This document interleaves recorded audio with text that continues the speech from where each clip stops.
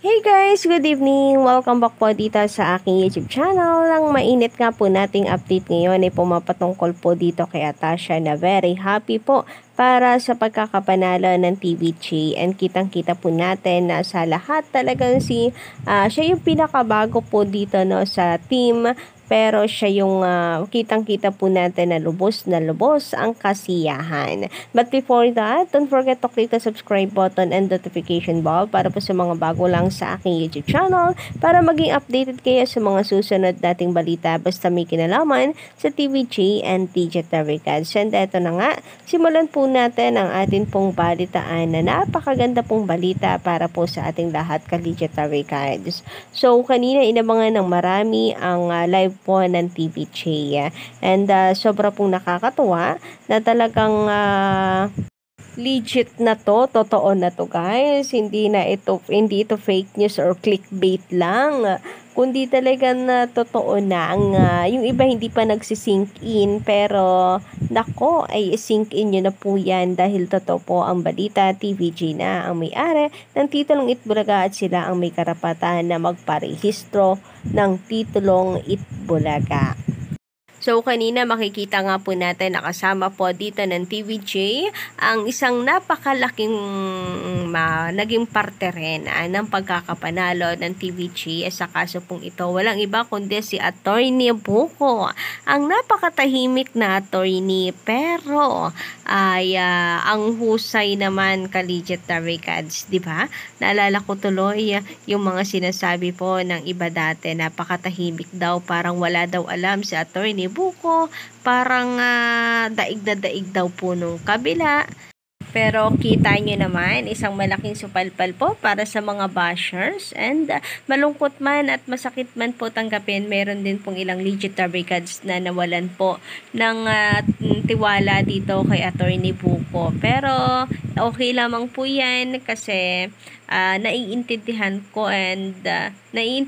ko na kayo po ay kabado at gusto lang talaga na maging panalo ang TVJ. So, eto na po ang iniintay nating lahat. Wag na po kayong mangamba na baka wala pong laban ang TVJ dahil sa attorney. Divina Law, mula po yan sa Divina Law, ka-legit Recads. Napakahusay at napakarami na po ng naipanalong kaso nitong si Attorney Buko. Kung magre-research lamang po kayo, ka-OG. And hindi lang po basta-basta ang kaso, mabibigat na kaso rin po ang nahawakan nito. And kanina nga po habang ina-announce ng TVJ guys ang tungkol dito sa presscon nung nagsasalita po at inulit ni Tito Sen kasi sabi ni Tito Sen malamang marami pa rin ang hindi nakakapanood ng presscon kaya inulit po niya yung kanila pong tawag dito panimula ka-OG. Makikita po natin dito kung gaano kasaya itong si Atasha para sa pagkakapanalo ng TVJ. Tingnan nyo nga po dito ka-OG very serious face po ang lahat ka-legit Recads. Pero si Atasha ay ngiting-ngiti ka-OG at may pagpalakpak pa yan ka-legit Recads. Kaya tingnan nyo dito habang seryoso po ang lahat, may pagpalakpak pa si Atasha. Itbulaga is TVJ. The IPO's favorable decision. O, diba, nakakatuwa po itong si Tasing. Talagang hindi po niya maitago yung kanya pong kasiyahan. Hindi nawawala sa kanyang labi, yung ngiti, and napapapalakpak pa sa sobrang saya. Well, sino nga ba naman po ka-legit Recads ang hindi po magiging masaya? So, nakakatuwa lang no kasi si Atasha bago lamang pong Digital Recads pero yung tuwa sa yan niya, yung puso po niya is lumulundag sa sobra pong kasiyahan sa pagkapanalo ng TVJ. Kitang-kita po natin yung pagmamahal po niya sa Itbulaga Original. Samantala, sabi naman po dito ni Will Calls, since makapal talaga ang mukha ng mga taga-tape, pwede na siguro ipa-TRO yung paggamit nila sa Itbulaga. So, ano nga no, ka-legit Recads, sabi sabi po ng ilan, dapat wag nang matigasan pa ang taping. IPO na kasi yung nagsabi, dapat itigil na nila ang paggamit ng Itbulaga. At gumawa na lamang sila ng sarili nila. Pero siguro ganun daw po talaga kapag natatakot na kapag nawala ang Itbulaga sa kanila, mawala na rin sila ng tuluyan dahil Itbulaga naman po ang nagpayaman sa kanila. And ayun naman po sa iba, kung ito nagpayaman, ito rin magpapabagsak. Kaya siguro takot din sila na pakawala ng Itbulaga at hindi na lang gumawa ng sarili nilang noontime show. Ano yun? Parang walang tiwala sa mga nakuha nilang mga host na mapapalakas ng mga ito ang kanilang noontime show. Kasi aminin man po natin sa hindi, ay Itbulaga po, ang titulong Itbulaga po talaga ang nagdadala sa kanila.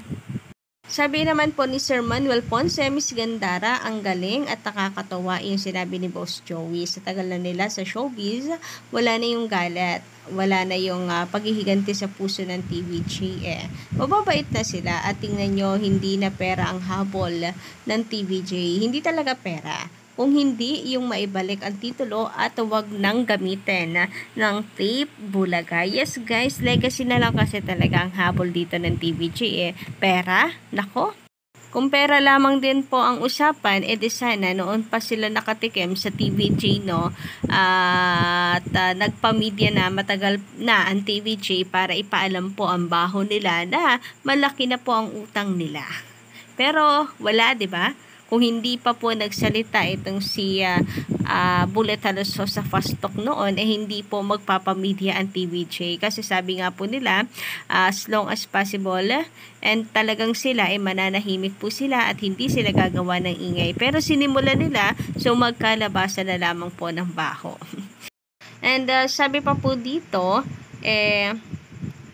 at dyan, ang hinangaan ng TVJ at legit Dabarkads. Yung pagiging mababang loob at mahinahon. Respeto. Ang viral word ngayon.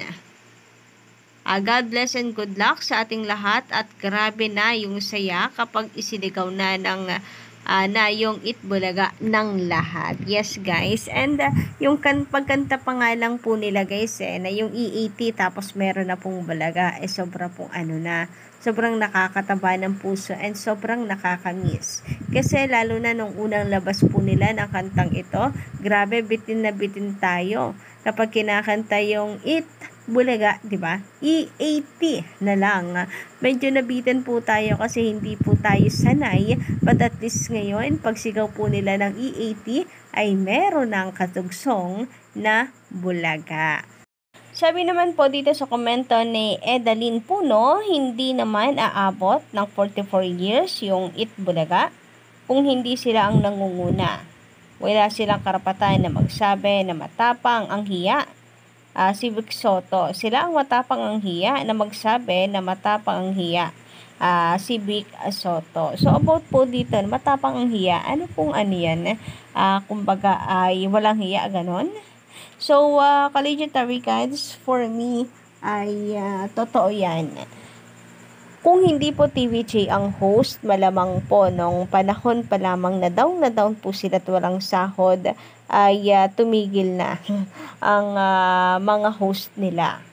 So, wala po sanang celebration ng 44 years, no? And wala po sanang longest running noontime show sa buong mundo. Kung hindi TVJ ang nangunguna. Yan po sana ang itatak nila sa bato. Kung noon pa man, for example, si Paulo Contis nag-i-exist na ng mga panahon na yon.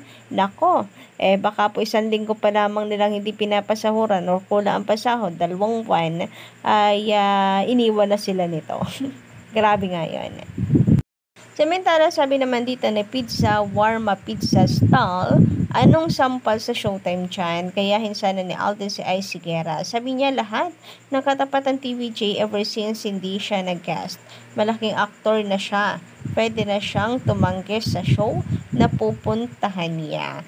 So, about po dito, Collegiate Dabarkads, si Alden Richards kasi may foundation po yan. Kumbaga, hindi lang naman po pamilya niya, or hindi lamang po siya naghahanap buhay para sa pamilya niya, no? Meron din po siyang foundation, meron po siyang scholars, tinutulungan, collegiate tarigats, kaya naman ay napaka-importante kay Alden Richards ang pagpopromote. Importante hindi po siya mag-host doon, regular host o guest host. Promotion lang talaga. Kasi kung matatandaan ninyo, Collegiate Tarigats, doon sa Fast Talk with Kuya Bunda, tinanong siya kung okay na ba si Alden Richards na hindi na magtrabaho, mabubuhay na ba siya at ang pamilya niya kahit hindi na magtrabaho. Si Bea Alonso kasi tinanong po din noon, and ang sagot niya yes. Ano na siya, financially stable, pero sa Alden Richards hindi. Kasi pag tumigil po siya, marami po ang matitigilan sa sustento ng kagaya ng pag-aaral. Alam naman po natin na kung gaano ka-importante kay Alden Richards ang pag-aaral, kasi dumaan po siya sa puntong yon na gustong-gusto niya mag-aral, pero wala naman pong magawa kasi wala naman pong pera ang pamilya niya. Kaya lahat talaga ng gusto pong mag-aral, meron pong talino na masasayang kung matitigil sa pag-aaral, ay gumagawa ng paraan si Alden Richards. So yun lang guys ang update natin ngayong araw. Don't forget to click the subscribe button and notification bell for more updates.